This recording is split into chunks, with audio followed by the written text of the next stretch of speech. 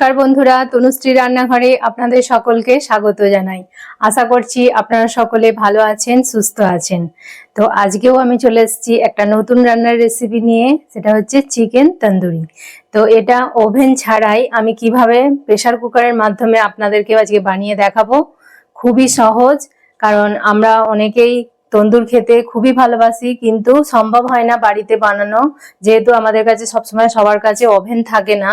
তো ওভেন ছাড়াও যে প্রেসার কুকারে এত সুন্দর তন্দুর বানানো যায়, না দেখলে বিশ্বাস করবেন না। তাহলে চলুন, আমি প্রথম থেকে শেষ পর্যন্ত স্কিপ না করে এটা দেখার অনুরোধ রইল। আপনারা দেখুন আমি কেমন ভাবে এটা বানাই। খুবই সহজ আর খেতে তো দুর্দান্ত হয়। তাহলে চলুন শুরু করি। দেখুন আমি একটা গোটা চিকেন নিয়েছি, এটা 1 কেজি 200 গ্রাম এরকম ওজন হবে। তো এরকম সাইজের একটা চিকেন নিয়ে নিতে হবে। তো চিকেনটাকে পুরো পরিষ্কার করে একদম সব ধুয়ে নিয়েছি। এবার চিকেনটাকে আমি দেখুন কাট লাগিয়ে নেব। যেহেতু আমরা এটা ওভেন ছাড়া প্রেসার কুকারে বানাবো, তো সেই জন্য এটাকে আমি প্রথমে একটু কাট লাগিয়ে নিচ্ছি, যাতে কি হবে মশলাগুলো সব একদম ভেতর পর্যন্ত যাবে। এই কাট লাগানোটা অবশ্যই জরুরি। ভালো করে এরকম কাট লাগিয়ে নিতে হবে একদম ভেতর পর্যন্ত। একটু এরকম কাট লাগিয়ে নিয়েছি। এবার যে থাইয়ের কাছে এইগুলোতেও একটু কাট লাগিয়ে নেব।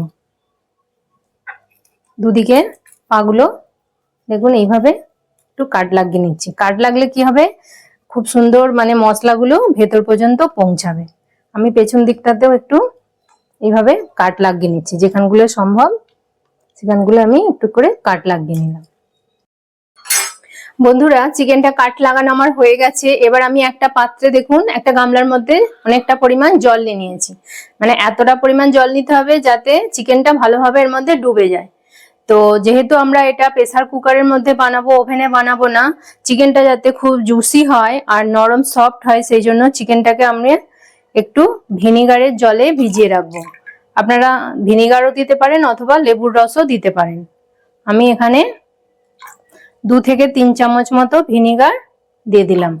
এবার ভিনিগারটা দিয়ে দিলাম, এতে এবার আরেকটু 1 চামচ মতো লবণ দিয়ে দিলাম। দিয়ে এবার এটাকে ভালো করে আমি জলটাকে মিশিয়ে নেব নুন আর ভিনিগারের সাথে। দেখুন আমার মেশানো হয়ে গেছে। এবার আমি চিকেনটাকে এর মধ্যে ডুবিয়ে দেব।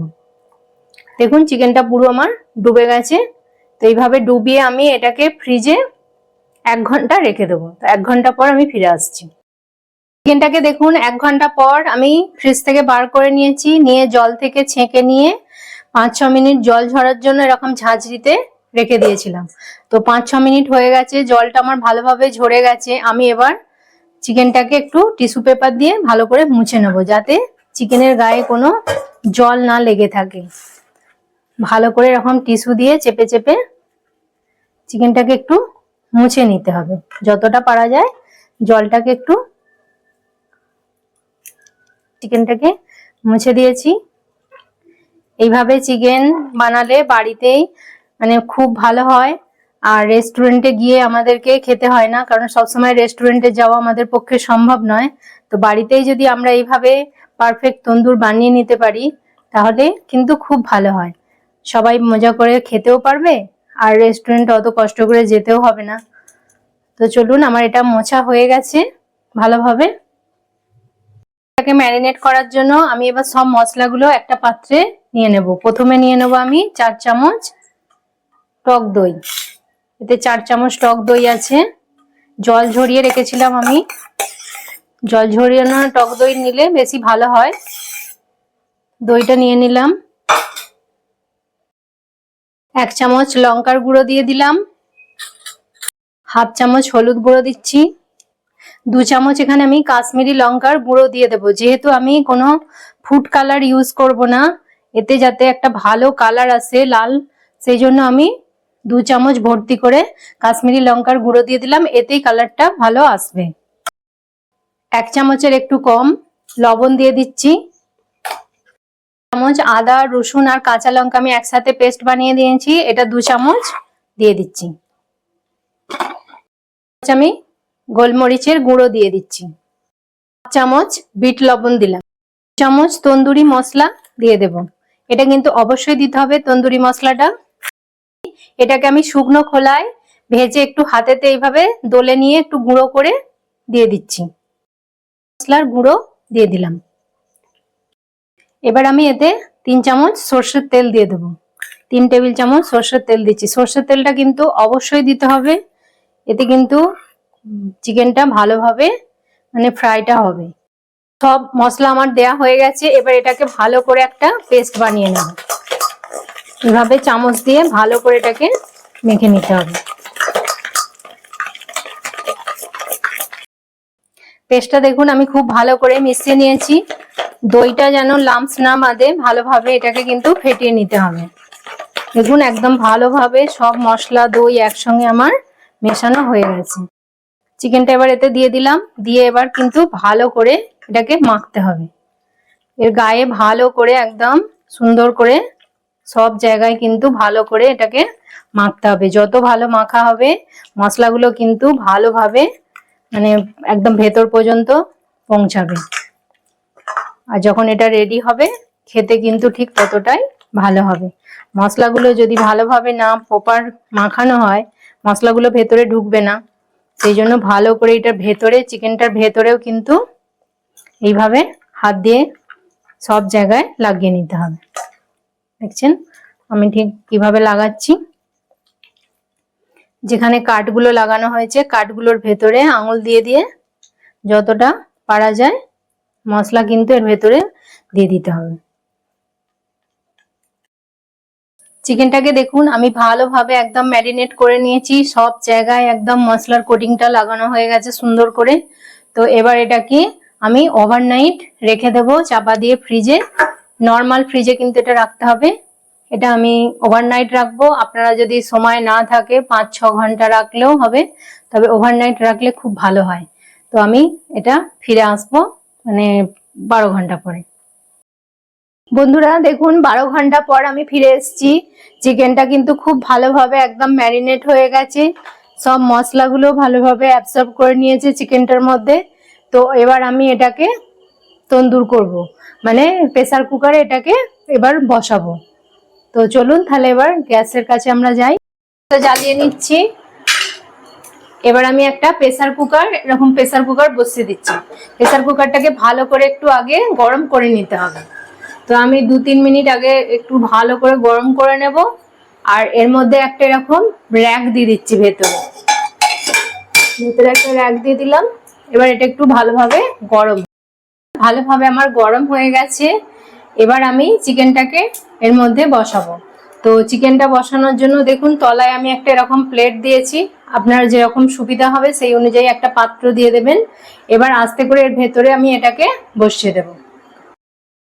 দেখুন চিকেনটাকে আমি ভালোভাবে আস্তে আস্তে এটাকে বসিয়ে দিয়েছি ভেতরে। এবার আমি লিডটা ঢাকা দিয়ে দেব। তো আমি এই সিটিটা এবার খুলে নেব আর এই রাবার ব্যান্ডটাও খুলে নেব। সিটি আর রাবার ব্যান্ডটা খুলে দিলাম দেখুন। এবার আমি এটাকে আটকে দেব।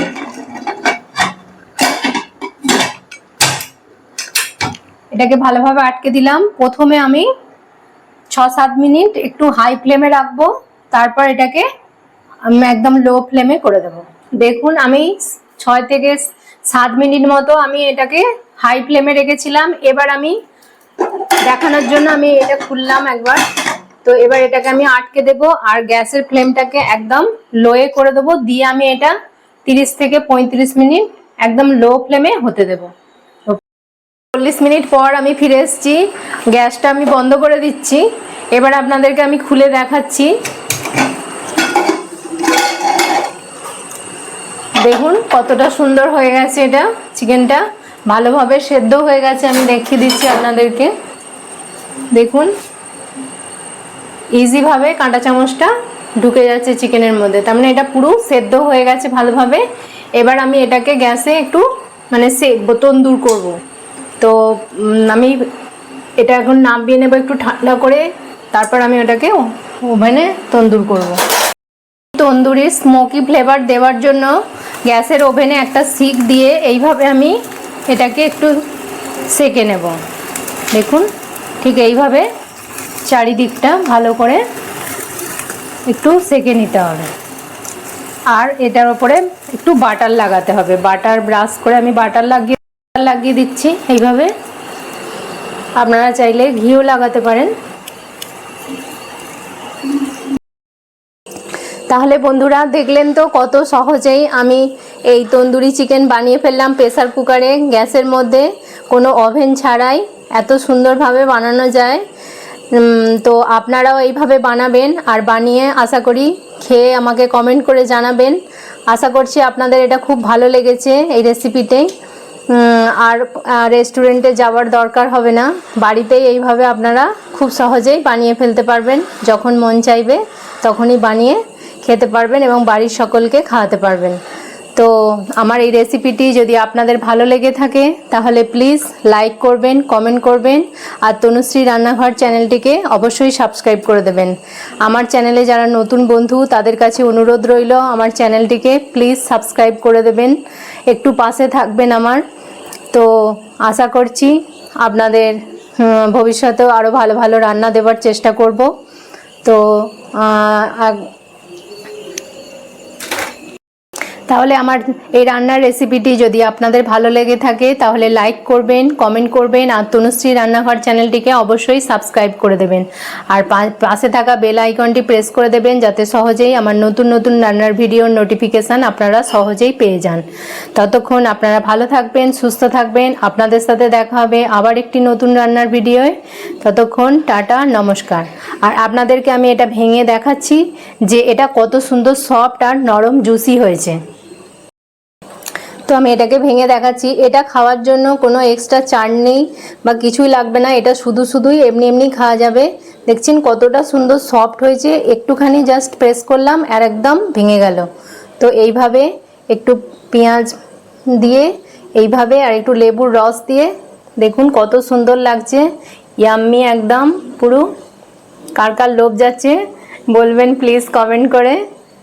আপনারাও এইভাবে বানান আর বানিয়ে খেয়ে আমাকে প্লিজ জানাবেন।